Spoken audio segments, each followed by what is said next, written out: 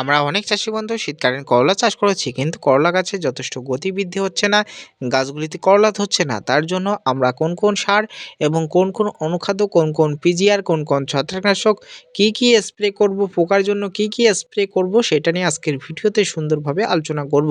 অর্থাৎ শীতকালীন করলা চাষাবাদ নিয়ে আজকের ভিডিওতে সুন্দরভাবে আলোচনা করা হবে। এবং তোমরা থাম্বনেল দেখেও দেখতে পেয়েছো শীতকালীন করলা চাষের পদ্ধতি, সেখানে রাসায়নিক সার প্রয়োগ এবং সেই সঙ্গে সঙ্গে ছত্রাকনাশক, পোকার বিষ প্রভৃতি নিয়ে আজকের ভিডিওতে আলোচনা করা হবে। বিশেষ করে শীতকালীন ক্ষেত্রে করলা গাছের ক্ষেত্রে প্রধান সমস্যা হলো, তোমরা জানো, করলা গাছের গতি বৃদ্ধি না পাওয়া। করলা গাছ ধীরে ধীরে ধীরে ধীরে গাছের গতি বৃদ্ধি পায় এবং গাছগুলিতে তেমনভাবে ফুল ফল অনেক লেটে আসে। এর প্রধান কারণ আমরা করলা গাছের ক্ষেত্রে শীতকালীন ক্ষেত্রে যথেষ্ট হারে গাছকে জাগ্রত করতে পারি না। অর্থাৎ শীতের টাইমে কিন্তু করলা তেমনভাবে না হলেও এই উচ্ছে টাইপের যেটা হয় মিনি করলা, সেটা কিন্তু প্রচুর হারে হয়ে থাকে।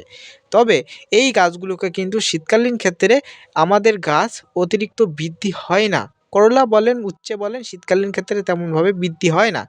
এই গাছগুলিকে আমাদের প্রাকৃতিকভাবে কিন্তু জাগ্রত বা গাছগুলিকে কিন্তু গরমের সৃষ্টি করতে হবে। যা গাছগুলিতে অতিরিক্ত হারে উষ্ণতা বা গাছগুলি জাগ্রত হলে সেখান থেকে প্রচুর পরিমাণে ডালপালা ছেড়ে গাছের গতি বৃদ্ধি পাবে। শীতকালীন ক্ষেত্রে এমন ছত্রাকনাশক এবং এমন পিজিআর রয়েছে যা করলা গাছে স্প্রে করলে আপনার করলা গাছের ডোগের পরিমাণকে কিন্তু ত্বরান্বিত করবে। বিশেষ করে আমি আমার পটলের জমিতে যেগুলো স্প্রে করে গাছের ডোগের পরিমাণকে বাড়াই এবং গাছগুলিকে একেবারে ত্বরান্বিত রাখি। এক নম্বরে আমি যেটা রাখি, বিশেষ করে আমার এই করলা গাছের গতি বৃদ্ধি করার জন্য আমি গাছের গোড়ায় রাসায়নিক সার তো প্রয়োগ করেছি, তার সাথে সাথে আমি এখানে দুটি কাজ করে থাকছি। এক নম্বরে শীতকালীন ক্ষেত্রে আমি জিঙ্ককে ক্রয় করছি, ২ নম্বরে সালফার, আর ৩ নম্বরে ম্যাঙ্কোজেব পাউডার। কারণ এই ম্যাঙ্কোজেব পাউডারের ভিতরে জিঙ্ক রয়েছে, যা গাছগুলি ছত্রাকজনিত কারণ বা গাছের গতিবৃদ্ধি করতে ব্যাপক হারে সাহায্য করে। এবং আমরা যে জিঙ্ক ক্রয় করছি বা জিঙ্ক কম দিচ্ছি, তার ভিতরে প্রচুর পরিমাণে জিঙ্ক থাকায় যা গাছের গতিবৃদ্ধি করতে সাহায্য করবে। এবং সালফার, প্রধান হলো সালফার, তোমরা জানো সালফার একটা সিস্টেমিক ফাঙ্গিসাইড রূপে কাজ করে থাকে, যা কিন্তু একেবারে গাছের অন্তর্বাহী অর্থাৎ গাছের ভেতরে প্রবেশ করে গাছকে কিন্তু জাগ্রত করে। অর্থাৎ গাছের গতি বৃদ্ধি করতে শীতকালীন ক্ষেত্রে সালফার গুরুত্বপূর্ণ ভূমিকা পালন করে। তুমি যদি জিঙ্ক এবং ডাইথেন M45 না দিতে পারো, তবে সালফার করলা গাছে অবশ্যই আমার কথা মেনে একবার হলেও স্প্রে করবে। সপ্তাহে ২ দিন করে স্প্রে করবে, এতে করে করলা গাছের গতি বৃদ্ধি পাবে, গাছগুলি সুস্থ সবল থাকবে। হ্যাঁ বন্ধু, এটা কিন্তু 100% ঠিক।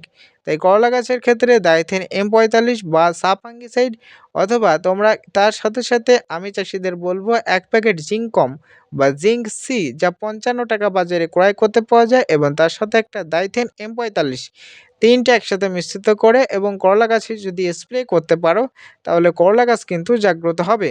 তবে অবশ্যই জমিতে জলসেচ দিয়ে রাসায়নিক সার দেওয়ার পরেই কিন্তু করতে হবে। এবার চলে আসি রাসায়নিক সার। বিশেষ করে করলা গাছের ক্ষেত্রে শীতকালীন ক্ষেত্রে রাসায়নিক সার দেওয়া খুবই গুরুত্বপূর্ণ, খুবই ইম্পর্টেন্ট। তবে আমরা গরমকালে যে সমস্ত সারগুলি করলার জমিগুলিতে ব্যবহার করি, সেই সমস্ত সার যদি এখন শীতকালীন ক্ষেত্রে ব্যবহার করা হয়, তাহলে কিন্তু গাছ সেইভাবে কিন্তু কার্যকরী ক্ষমতা অনেক কমে যায়। শীতকালীন ক্ষেত্রে আমি দেখেছি দানা সারের ভিতরে ডিএপি এবং ১৪-৩৫ এবং আরসিএফের লাল সুফলা, এই ৩টি সারে কিন্তু কাজ করে। তবে শীতকালীন ক্ষেত্রে আরসিএফের লাল সুফলা তেমনভাবে কাজ করে না। তাই আমি চাষিদের রিকমেন্ড করে থাকি শীতকালীন ক্ষেত্রে করলা গাছকে জাগ্রত করার সময় তোমরা ১৪-৩৫-১৪ এবং ডিএপি দুটো একসাথে মিশ্রিত করে প্রয়োগ করো, তোমাদের গাছের গতি বৃদ্ধি পাবে এবং গাছগুলি জাগ্রত হবে। আমি আমার জমিতে আরসিএফের লাল সুফলা প্রয়োগ করে দেখেছি, এতে করে কিন্তু কোনোরকম গাছের জাগ্রত করতে পারিনি। যখন আমি আমার জমিতে ১৪-৩৫-১৪ সাদাটা, গমরের সাদাটা এবং তার সাথে সাথে লাল ডিএপি যখন আমরা একসাথে মিশ্রিত করে প্রয়োগ করেছি, এতে করে দেখছি আমাদের গাছের গতি অনেকটাই বৃদ্ধি পাচ্ছে এবং গাছগুলির অনেকটাই কিন্তু শাখা প্রশাখা ছাড়ছে। তাই ১৪-৩৫-১৪ এবং সেই সঙ্গে সঙ্গে লাল সুফলা দুটো একসাথে মিশ্রিত করে, ১৪-৩৫-১৪ এবং লাল ডিএপি দুটো একসাথে মিশ্রিত করে তোমরা প্রয়োগ করো, এতে করে তোমাদের করলার ফলন দ্বিগুণ বৃদ্ধি পাবে এবং যাদের গাছের গতি বৃদ্ধি পাচ্ছে না, তাদের গাছের কিন্তু গতি বৃদ্ধি পাবে। হ্যাঁ অবশ্যই। ফার্স্ট অবস্থায় তুমি জমিতে জলসেচ দিয়ে এই সারগুলি প্রয়োগ করে গাছগুলিতে সালফার, ডাইথেন এবং সেই সঙ্গে সঙ্গে জিঙ্ক কম একসাথে মিশ্রিত করে প্রয়োগ করো, তোমার গাছের গতিবৃদ্ধি পাবে। তবে হ্যাঁ, শীতকালীন ক্ষেত্রে করলা গাছে ব্যাপক পরিমাণে পোকার আমদানি দেখা যায়। ১ নম্বর পোকা হিসেবে শীতকালীন ক্ষেত্রে প্রচুর হারে চষি পোকার আমদানি দেখা যায়, যা গাছের গতিকে একেবারে গাছের গতিকে ড্যামেজ করে, গাছকে কুঁকড়ে দেয়। গাছের মাথাগুলি দেখবেন শীতকালীন ক্ষেত্রে কেমন কুঁকড়ে যাচ্ছে, গাছের পাতাগুলিও কেমন কোঁকড়ানো কোঁকড়ানো ভাব থাকছে। এতে করে তুমি ভাবছো গাছগুলি হয়তো রোগ লেগে গেছে। না বন্ধু, শীতকালীন ক্ষেত্রে বেগুন গাছ এবং করলা গাছের ক্ষেত্রে ব্যাপক হারে কোঁকড়ার সমস্যা সৃষ্টি করে থ্রিপস বা চষি পোকা বা কিলবিলে পোকা বা কৃমি পোকা, আপনি যাই বলেন না কেন। একেবারে ক্ষুদ্র ক্ষুদ্র হয়, একেবারে খালি চোখে এই পোকাকে দেখা যায় না, একেবারে সূক্ষ্ম সূক্ষ্ম হয়, যা কিন্তু বাতাসে এরা কিন্তু ভেসে বেড়ায়। এমনকি পাতার নিচে নিচে, পাতার ওপরে ওপরে ডোকে কিন্তু একেবারে লিপটে বা চিপসে থাকে। তাই এই পোকাগুলিকে আমাদের মারতে হবে।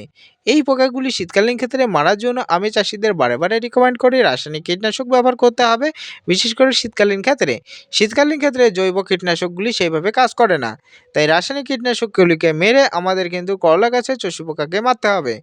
১ নম্বরে করলা গাছের চষি পোকাকে মারার জন্য আমাদের হাতের কাছে রয়েছে পুলিশ। হ্যাঁ বন্ধু, পুলিশ। এর ভিতরে রয়েছে বন্ধু ফিপ্রোনিল এবং অ্যাসিটামারপিড। দুটোই একসাথে রয়েছে, যা সাদামাছি এবং চষি পোকা দুটো একসাথে কন্ট্রোল করে। তাই পুলিশ তোমরা ক্রয় করতে পারো। এই পুলিশ প্রত্যেক ১০ লিটারে ১০ গ্রাম জলে গুলে যে কোনো ওষুধের সাথে মিশ্রিত করে প্রয়োগ করলে কলা গাছের ক্ষেত্রে সাদামাছি এবং চষি পোকা দুটোই কিন্তু কন্ট্রোল হবে। আলাদা করে সাদামাছি অবশ্যই পোকার বিষ ক্রয় করতে হবে না। যাদের বেগুন গাছের পাতা কুঁকড়ে গেছে তারাও কিন্তু এভাবে প্রয়োগ করবেন এবং দেখবেন যে তোমার আলাদা করে আর বিষ, সাদামাছির বিষ ক্রয় করা লাগবে না। এই একটা বিষ প্রয়োগ করলে কিন্তু কাজ মিটে যাবে। তাহলে চষি পোকার জন্য শীতকালীন ক্ষেত্রে পুলিশ কাজ করে, তাই পুলিশটা ব্যবহার করবেন। যারা জৈব বিষ ব্যবহার করতেছেন তারা অল ক্লিয়ার দিতে পারেন, তবে শীতকালীন ক্ষেত্রে সেই রকম পরিমাণে রেজাল্ট পাওয়া যায় না। এবার চলে আসি বন্ধু, আরও ওষুধ রয়েছে, সেগুলি ওষুধের নাম আমি বলবো না, যেটাই কাজ হচ্ছে সেই ওষুধের নামই জানিয়ে দিলাম, গ্রুপের নামটাও কিন্তু জানিয়ে দিলাম। এবার চলে আসি বন্ধু সেকেন্ড ধাপ। কলা গাছে কিন্তু সেভাবে পাতা খেকো পোকার উপদ্রব দেখা যায় না, ফল ছিদ্রকারী পোকার উপদ্রব দেখা যায় না, কারণ করলা একটা তিতো। তাই করলা গাছের ক্ষেত্রে সেইভাবে ফল ছিদ্রকারী লেদা পোকার বিষ প্রয়োগ করা লাগে না। তবে মাঝে সাঝে কিন্তু করলা গাছের ক্ষেত্রে ম্যাপ পোকার উপদ্রব দেখা যায়। তাই পুলিশের সাথে মিশ্রিত করে যে কোনো ধরনের লেদা পোকার বিষ আপনি পোলার, ইমেজ, চিতা বা যে ওষুধ তোমার হাতের কাছে রয়েছে, রাসায়নিক বিষ যে ওষুধ হাতের কাছে রয়েছে সেই ওষুধ ওই সাদামাছি বা চষি পোকার ওষুধের সাথে মিশ্রিত করে নিয়মিত প্রয়োগ করো, তোমার গাছগুলি সুস্থ এবং সবল থাকবে। এছাড়া করলা গাছের ক্ষেত্রে আর তেমনভাবে পরিচর্যা করার দরকার নেই। এই পরিচর্যা করলে তোমার গাছগুলিতে প্রচুর করলায় পরিপূর্ণ হবে, গাছগুলি ডোক ছাড়বে এবং গাছগুলি শাখা পোশাখা ছেড়ে প্রচুর পরিমাণে কিন্তু দড়িয়ে বেড়াবে, যা তোমরা কিন্তু নিজের চোখে দেখছো। এই করলার ডোকগুলি কিন্তু প্রচুর পরিমাণে বড় হয়েছে এবং এই ডোক থেকে কিন্তু আমরা আর কিছুদিন পরে কিন্তু করলা পাবো এবং গাছগুলিতে আমাদের পুরুষ ফুল আসা অলরেডি শুরু হয়ে গেছে। আমাদের কিছুদিন বাদেই গাছগুলিতে স্ত্রী ফুল আসবে। তোমরা জানো করলা গাছের একটা মাচা আঁটতে বা বান আঁটতে প্রায় কিন্তু ৪৫ থেকে ৫০ দিন বা ৬০ দিন পর্যন্ত কিন্তু সময় লাগে। তাই একটু কিন্তু ওয়েট করতে হয়। করলা কিন্তু একেবারে গাছ থেকে বার হওয়ার সঙ্গে সঙ্গে শসার মতো ফল দেওয়া শুরু করে না।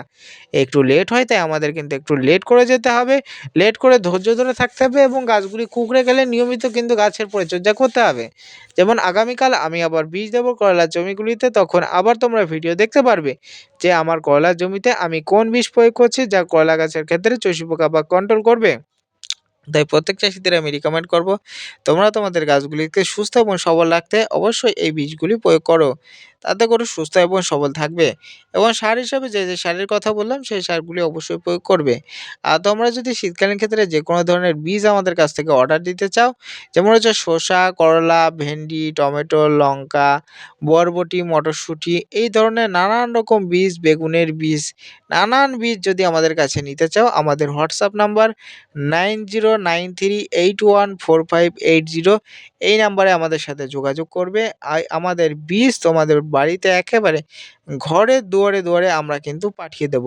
তাই প্রত্যেক চাষীদের কাছে আমাদের একটাই রিকোয়েস্ট, তোমরা যদি বীজ ক্রয় করতে চাও আমাদের দেওয়া হোয়াটসঅ্যাপ নম্বরে তোমরা আমাদের সাথে যোগাযোগ করতে পারো। বীজগুলি একেবারে ঘরের দুয়ারে তোমরা কিন্তু পেয়ে যাবে। আজকের ভিডিও দর্শক বন্ধু এখানেই শেষ করছি। প্রত্যেকে ভালো থেকো, সুস্থ থেকো।